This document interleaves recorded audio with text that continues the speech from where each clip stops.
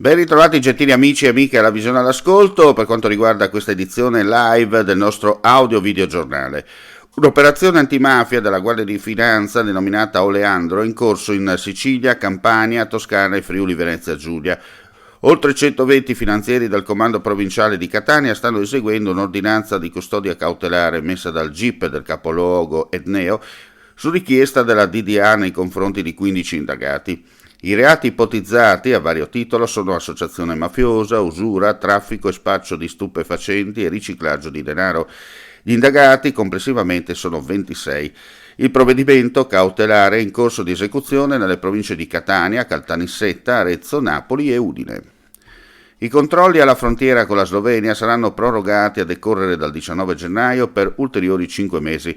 Lo ha comunicato il ministro dell'Interno Matteo Piantedosi in una nota inviata alle autorità dell'Unione Europea e ai ministri dell'Interno degli Stati membri. La decisione, informa il Viminale, è motivata dal perdurare del rischio di possibili infiltrazioni terroristiche tra coloro che giungono irregolarmente in Italia e in ragione del fatto che dalla frontiera terrestre con la Slovenia transitano i maggiori flussi provenienti dalla rotta balcanica.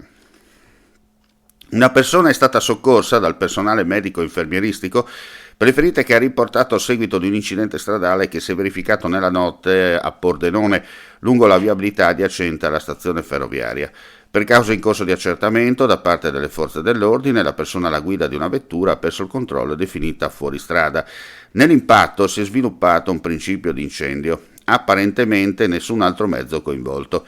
La persona è stata presa in carico dal personale medico-infermieristico e trasportata in codice giallo all'ospedale del Santa Maria degli Angeli, per fortuna non in pericolo di vita.